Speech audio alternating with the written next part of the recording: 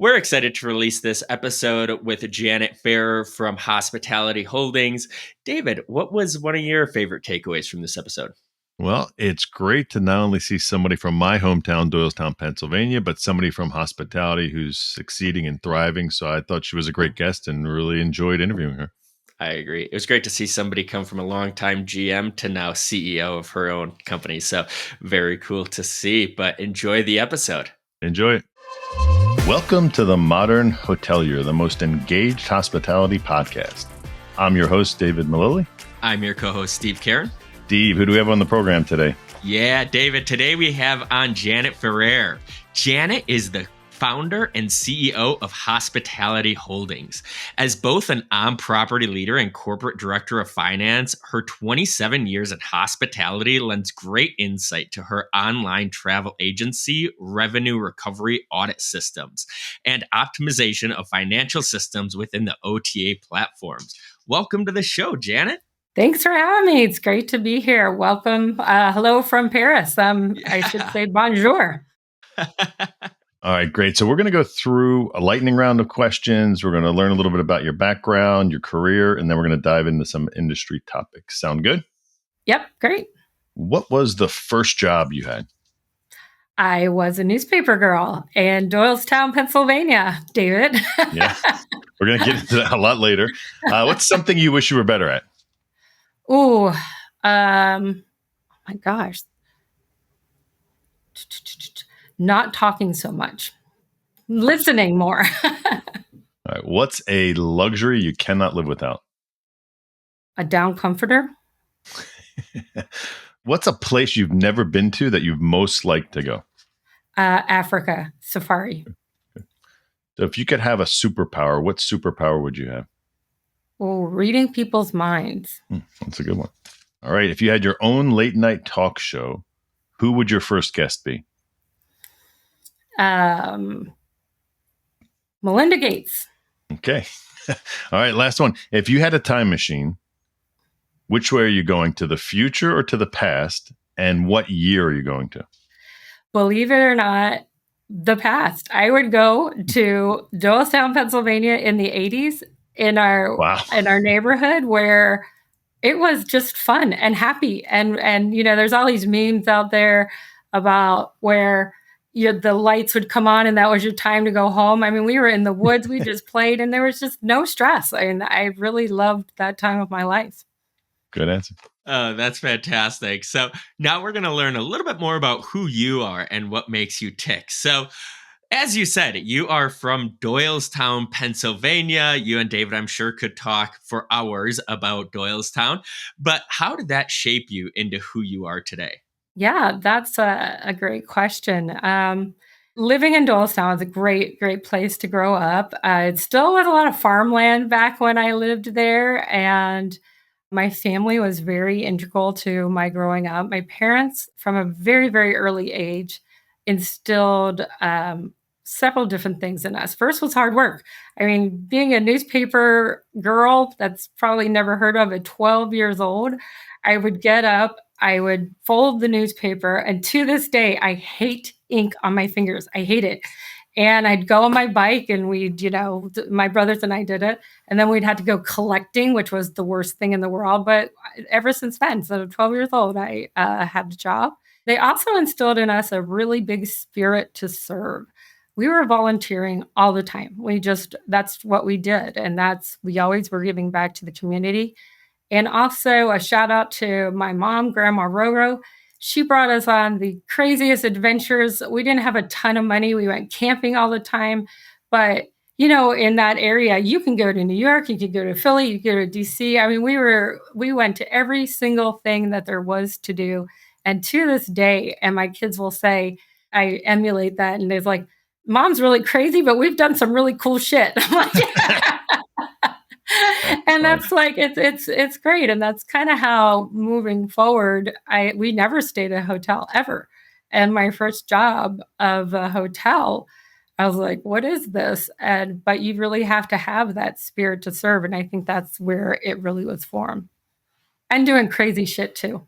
Yeah.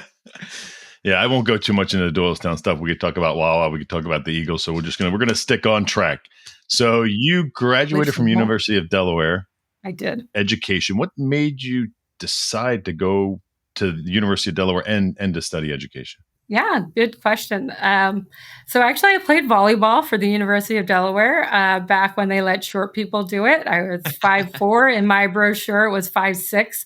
I was a walk-on D1 volleyball player, so that was what spurred me to go there. I had no idea back then. I don't know how old you are, David, but Steve, you probably don't remember a time without computers.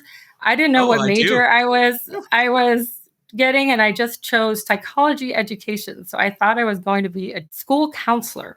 Well, it turns out I was being a teacher. I was being educated as a teacher. So in my senior year, they give me this in the mail, says, where are you going to student teach? And I was like, what? So I was like, all right, I guess I got to do this. So I student taught actually in Mallorca, Spain. And then when I came back, here's another fun fact. I worked in the school that Jill Biden worked in Delaware. And so she was best friends with my host teacher.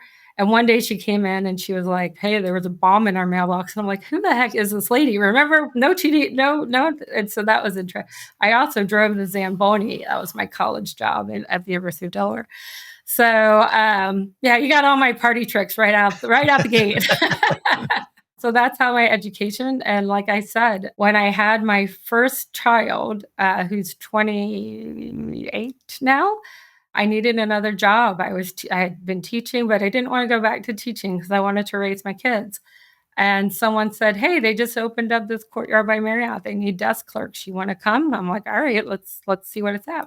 And then, going through 27 years, I always say, you can't fake hotel. You either have it or you don't. You can't fake it. I agree.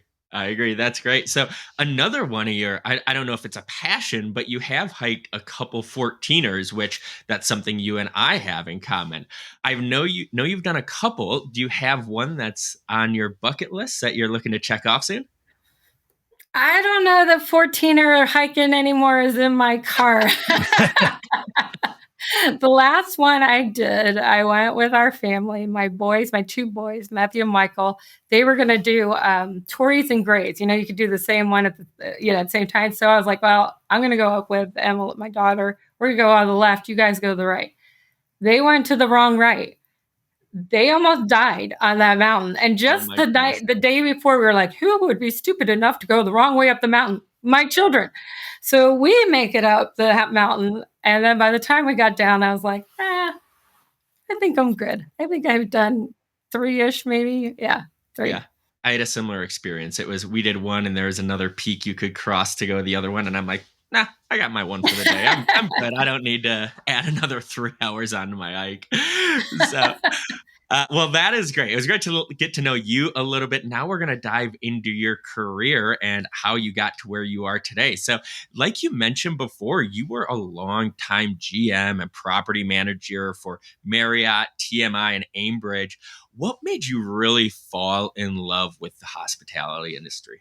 I think from the very beginning as a desk clerk, and I was at home with my kids, and I eventually had 3 children. And when I would get to the hotel, it was like my reprieve. Like there's human beings who weren't, speeding up on me or, clinging to me. And there you just had this rapport with people. And as I moved through the world of hotel, and I got to be in more management levels, I actually missed that connection. And that was like the highlight of my day when I became a GM. I would always go to breakfast. I would work the bistro if we had a bistro, and just really connecting with people. And some days I'm just stuck in my office and I never get out. And I forget how much I loved that interaction.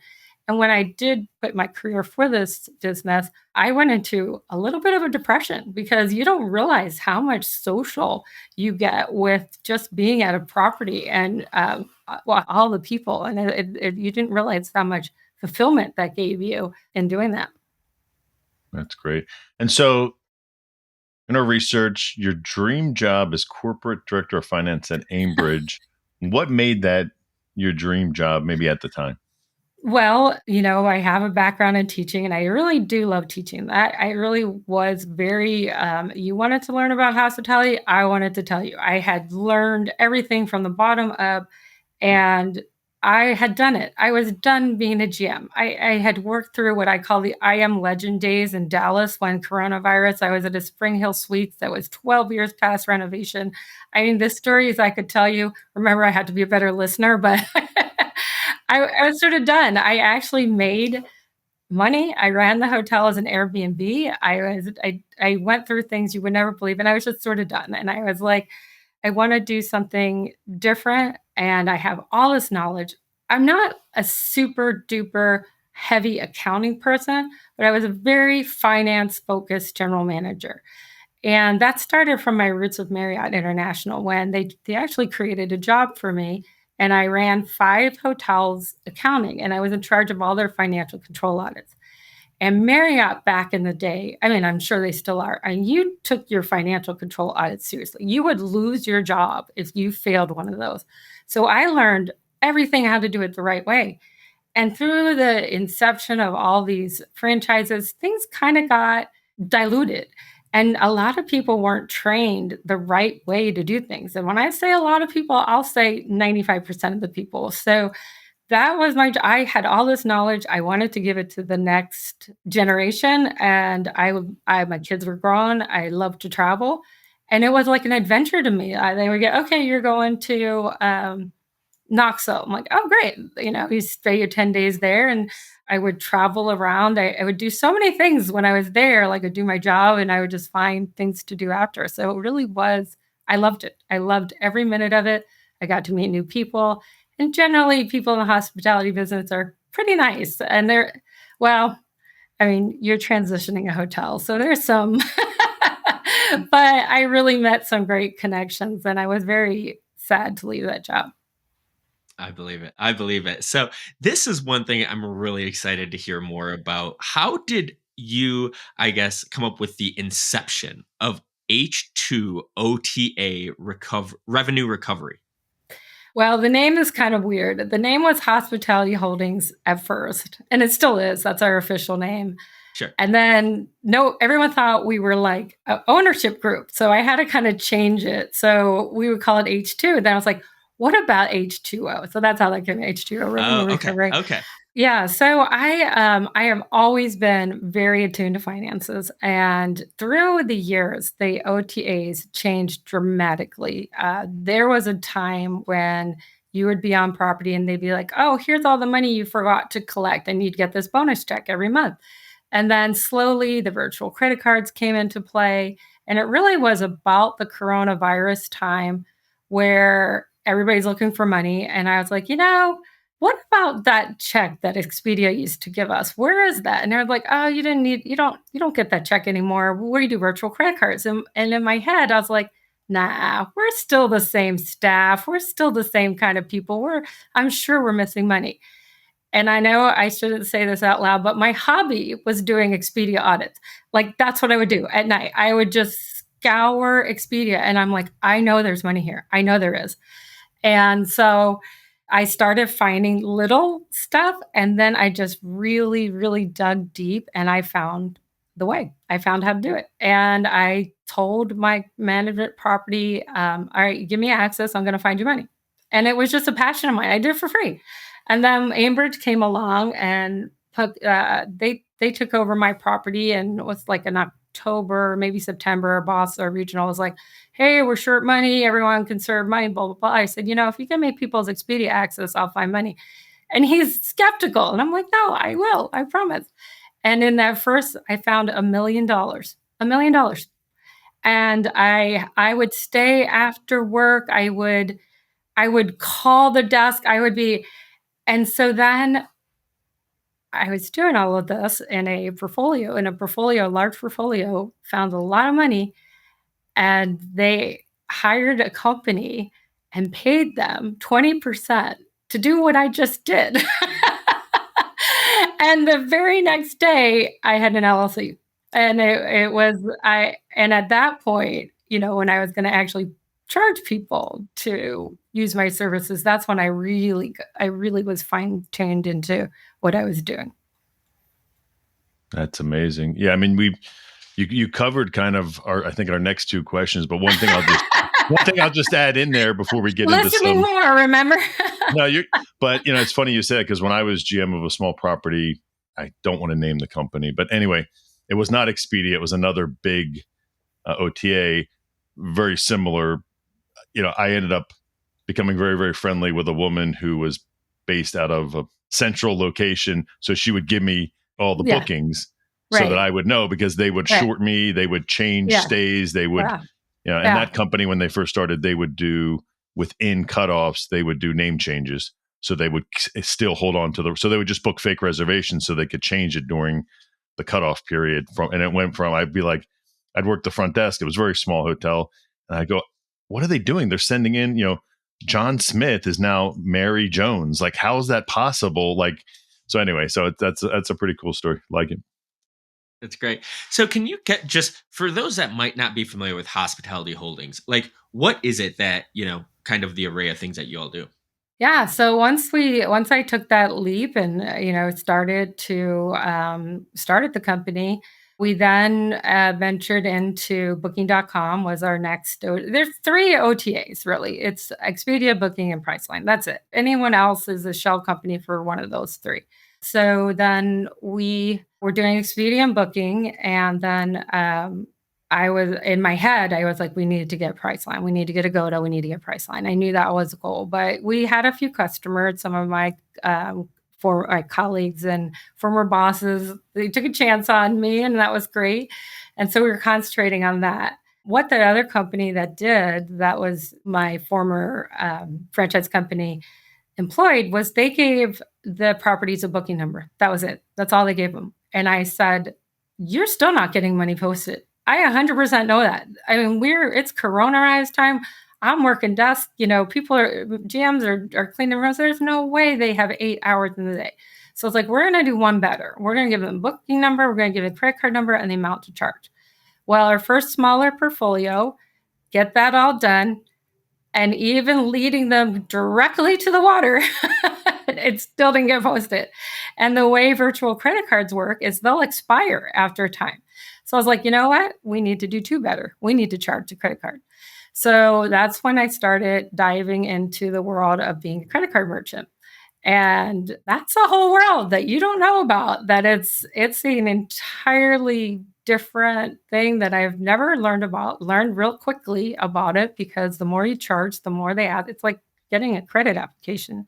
And as we got bigger and bigger, our first year, we charged about $1.2 million, and we were growing really quickly. And I was like, I need $1 million of buying power every month. And I sat down with a credit card merchant, and we went over and over for hours, because what they do is they grill you, and nobody did what we did before. No one. We were the first people. Now people have followed suit. So no one heard of us. They thought we were debt collectors. We're not debt collectors. The debt's been collected. We're just identifying it, and then we're processing it. So now I'm very proud of ourselves. We do have $1 million a month that we can purchase in our company. That's incredible. That's awesome. This episode is brought to you by Hospitality Holdings. H2 OTA Revenue Recovery, powered by Hospitality Holdings, is the trusted leader in full-service revenue recovery auditing for online travel agencies, Expedia, Booking.com, and Agoda Priceline. No PMS access needed, no on-property assistance required, and always 0 upfront costs. With a 5-star reputation and 100% client retention, H2 OTA Revenue Recovery has helped leading management companies maximize their RevPAR. See what we can do for you at hospitalityholdings.org or email us at sales@hospitalityholdings.org. Well, that was really good to learn about, how you got to where you are with Hospitality Holdings. Now we're going to move into a few more industry thoughts. So one thing I was so curious, especially with your background as a long-term GM, David and I both come from the tech side. Are there any either new technologies you're excited about, or even a new trend that you're seeing in hospitality that, you're excited about for the industry? Yeah, I just got out of high tech, and everybody's talking about AI, right? That's just And I don't know how much I'm excited about it. I use some of it in my work, not my actual job, but some of the applications we use on our AP and stuff. And it is great. There's a lot of really, really great stuff about it. And I know I've commented multiple times in LinkedIn that you will always have to have that personal touch in any kind of service industry that there is. Like you will never be able to replace that. And I think one of my was about this trip when I came to Paris and they lost our luggage and we didn't speak the language and we didn't know what size clothes we wore. I was traveling with my son. And these people who helped us, it just really goes to show you that special human touch, you're going to have both. The whole world's going to have both. But really, you can't lose focus of that. But AI is exciting. It is exciting. I use Chat GPT all the time, and I love it. And it's great. But you really can't lose the human touch in there. Agree. And you do, I see posts sometimes like on LinkedIn or wherever it is, and you can tell it's totally written by AI. I'm like, that's just, I know how you write, and that's not it right there. It's so like, I agree. It's AI's there to, I think, help. Maybe for me, I use it to get the thought process, but then I like to add the human touch to it and make sure it's not coming from a computer. So Hospitality Holdings, one of the things that you do, you help hotels increase RevPAR. What are some easy things, or maybe not so easy, that hotels can do to help increase their RevPAR? Okay, here's my soapbox. There is an option, and I have an article about it on my website. There's 4 clicks into Expedia where you put somebody in charge of cancellations. So I don't know. You said you guys have not really been a ton on the desk, but if you know anyone who's listening right now who's been in the hospital, they know when Expedia calls, first of all, their salutation's literally like 3 minutes, and you have 20 people in front of you, and this is whoever calling for Expedia. We have mutual guests. Will you cancel their reservation? And you're at the desk. You're just like, yeah. But the only reason they are calling the hotel to cancel that reservation is because it is a non-refundable reservation. Now, even if you put Mickey Mouse down as the only person that can cancel that reservation, then only Mickey Mouse can cancel that reservation. They can't call your desk. So that is like the simplest thing people do right this second is make a person in charge. I was the one in charge of and I'd never answered the phone. And if I don't answer the phone, they can't cancel it. And I see it all the time when we do our audits.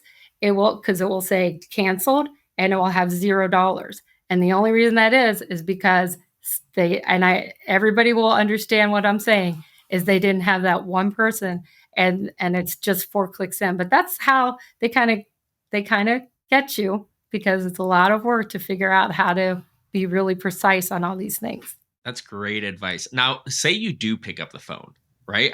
Say you think it's somebody else. Can you just say no? I'm not going to cancel that reservation. Oh yeah, you can. But by the time they get done who they are and what they're calling, you're just like, whatever. Yeah.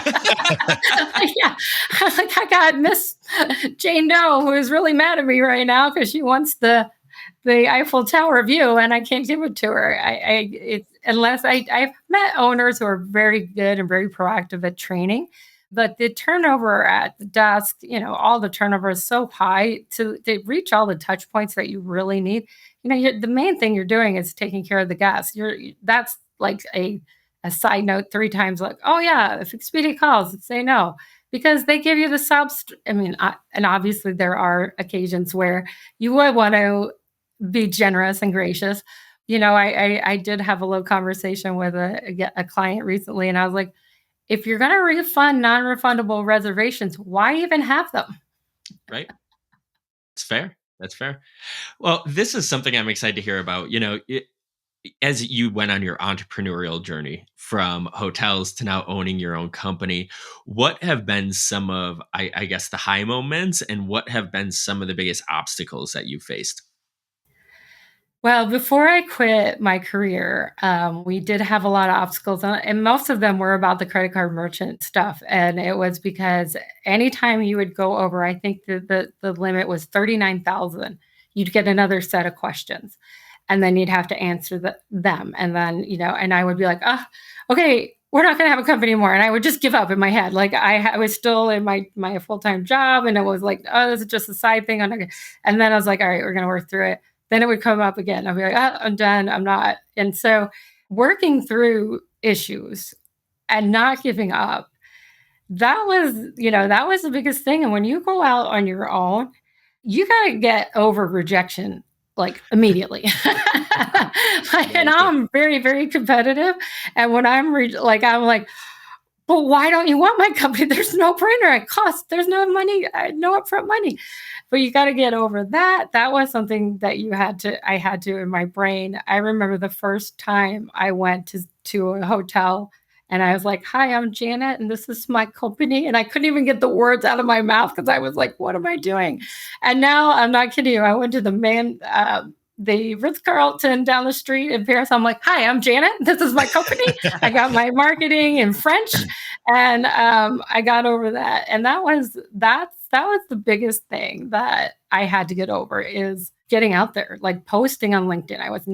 I never really did that. People didn't like my LinkedIn. I was like, oh, I would cry. I'm like, man, you gotta keep going. You gotta keep going. You gotta keep getting yourself out there.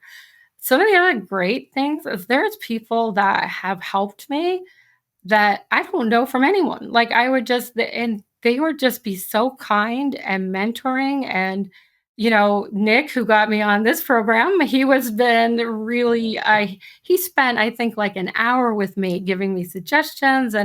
And it's just great to see those people to help.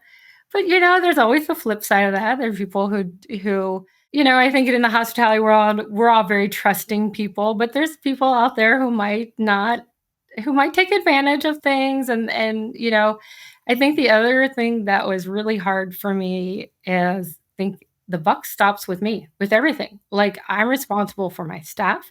I'm responsible for my P&L. There's nobody over me saying, do this, do that, do this. And so that was, I like to lead. I like to be in charge. So that's not such a big stretch for me, but the fact that it will all come back to me, there's no one else to go to. But it's been exciting hiring my first person.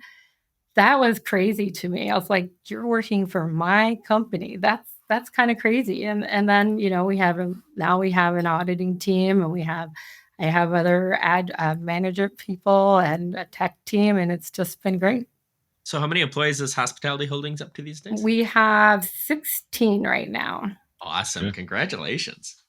One of the things I usually connect to a little bit more is founders who have the hotel background, who've made that leap into starting their own business. So what advice would you give to somebody, and maybe we'll make it a little more specific than we normally do, somebody who's in hotels working, who has an idea and wants to become an entrepreneur? What type of advice would you give that person? Well, first, don't quit your day job. Right. I was killing myself. I really thought I was going to have a stroke one of the, I had to do both before I really established, like, I can do this. But when I left that world of operations, I realized what I never realized before is there is an entire different world out there. When I thought I was GM, I thought I made it. I made nothing. There is, when you go to these trade shows, and this is where people in the hotel don't know. I never knew these trade shows of all these people that you meet were out there. So you go and you see all these different industries. And, I had a boss once who said, there is every industry within the hotel business. So you have an idea, you get out there, be bold. You have to be bold. If you believe in that idea, you're going to go, and you're going to be like, it's going to be hard at first. Hi, I'm Janet. Then you're like, hi, I'm Janet. So, it is really nice. It is, the dream to have your own business, stop working for the man. But it's hard. But if you work hard, the harder you work, the luckier you get. I really believe that. Although I do have a funny story, and you can edit this out if you want. The week after I quit my job and I'm working at home, I tripped over my dishwasher. I'm literally laying on the ground thinking, I finally made it, and I'm going to die here on the floor. Yeah, all that work. I was like, help, I'm falling, I can't get up. And I mean, it was like the door was open. I love how like dish marks on my legs Oh after it. no. But That's hilarious. That's great. That's great. Well, this has been great. It's been fun to get to know you and more about Hospitality Holdings. We're down to the last section. We've been asking you the questions this whole time, so we're going to turn the tables and let you ask David and I a question. That's really good. Back when we were having microphone problems, I was about like, well, so what's your... Well, I'll start with Steve because I have some really specific questions for David. So tell me, where do you live? I live in Fort Collins, Colorado. Oh, you do? Okay, so that's Yes. your 14er story. That's What is my your 14. favorite thing to do in Colorado? Ooh, my favorite thing to do. I'm big into pickleball right now, so that's been one of my big weekend activities and during the week. But I'm a big hiker. I lived in Washington D.C. for 8 years, so I wanted to explore nature more. So we get out camping, a couple times a year. I just like to get away and disconnect for a little bit. So big camper, love that. Are you going to do the pickleball contest in the was it the lodging conference or what's in Arizona? Yeah, That's lodging a lodging. conference. I'm Yeah. unfortunately not going to be at that one, but any trade associations that do have pickleball tournaments, I am all in, baby. Well, I signed up for the pickleball tournament and I went to go practice and I'm like bouncing it on the wall and I'm so competitive. I'm getting mad at myself because I'm like, yeah, like, get that ball. And I'm like, in my head, I'm still 20 playing volleyball, but I don't know. No, I still get pretty competitive with it. So you're not alone on that one. I actually just bought a brand new paddle and I haven't been able to use it. I hurt my knee like 3 weeks ago thinking I'd heal, but I'm getting older and I'm not healing as quick. So might have to wait another couple weeks to use it. But yeah, I know. I actually might drop out. This walking around Paris has been like, I just went to that. I don't know if you've ever been here. There's this church that you walk. I don't even know what it's called, but I went to go get the funicular and my maps gave me the map to the top of the funicular. So I walked, I was like, where is this going to take me? And I'm assuming it wasn't up there. Yeah, I was like, well, I already got it. Come here. All right, Mr. Malilly. Yes. Malilly. Yep. So Bucks County and Central Bucks East. That is Correct. crazy. What do you remember about growing up there? Yeah, similar to you. It was just great. I mean, we were outside. We were fortunate enough to have a pool growing up. My father had a gas station in Bluebell, Pennsylvania, and I worked there. I played baseball. I loved that. We used to walk into town and it was like, we'd walk everywhere, where now it's like, everyone thinks there's a white van like in every neighborhood waiting to abduct kids. But back then it was just like, oh yeah, go. Where are you going? Like, I'm going to Ray's house. Okay, go ahead, go. And like you, it was funny because I remember, the first good spanking I got when I was young was because it got dark and I was supposed to be home when it started getting dark, and I got home after it was dark, and it was, I was probably like, 6, 7 years old, but I'm riding my bike. This is when we lived in Ardsley, but I was riding my bike all over the place. And that's what I remember. And what I miss is pizza, Nat's Pizza, a cheesesteak, and Wawa. Yeah. I my family all lives in the Westchester area. And the first thing I do when I go, and I will take Wawa on the plane with me. Just. Oh yeah. Do you live there now? No, I'm in Arizona. So worked in New York, lived in New Jersey. And our strategy was, my wife's family was in North Jersey, New York. My family was in Doylestown. We wanted to be where they couldn't just pop in and visit us. So it was like 40 minutes. So we were like right in the middle. So we never had any surprises because nobody's driving 40 minutes for a surprise. That's too funny. We just got tired of the cold and the taxes in New Jersey. And our kids were old enough, where they'd had formed relationships, and we moved out to Phoenix about almost 7 years ago. Well, I can't even believe that coincidence. That's crazy. Yeah, I'm going to go on the Google Maps and see, where you probably know. I got 3 younger brothers. I got, John Malilly, Paul Malilly, Chris Malilly. So, when I heard your name, I reached out to a friend and John Owens, I said, do I know this guy? And he's like, well, I don't know. I'm like, well, his name sounds so familiar. And so I'll have to. Well, we could talk offline about how old we are. We will. All right. All right. Well, that does it for another episode of the Modern Hotelier. This is where you get to plug away. How can people find you, find out more about Hospitality Holdings? Plug away. All right. Well, we'd love to earn every hotel in the world's business. You can visit us at hospitalityholdings.org. You can reach our sales department at sales@hospitalityholdings.org. You can reach us through my LinkedIn. That will go directly there. And there's no downside to our business. We want to find you money and put it in your pockets and not in the OTAs because it belongs to you. Got it. That was great. Well, that does it for another episode of The Modern Hotelier, the most engaged podcast in hospitality. If you're watching or listening, we appreciate you, and we'll see you next time. Thank you, Janet. This episode is brought to you by Hospitality Holdings. H2 OTA Revenue Recovery, powered by Hospitality Holdings, is the trusted leader in full-service revenue recovery auditing for online travel agencies, Expedia, Booking.com, and Agoda Priceline. No PMS access needed, no on-property assistance required, and always zero upfront costs. With a 5-star reputation and 100% client retention, H2 OTA Revenue Recovery has helped leading management companies maximize their RevPAR. See what we can do for you at hospitalityholdings.org or email us at sales@hospitalityholdings.org.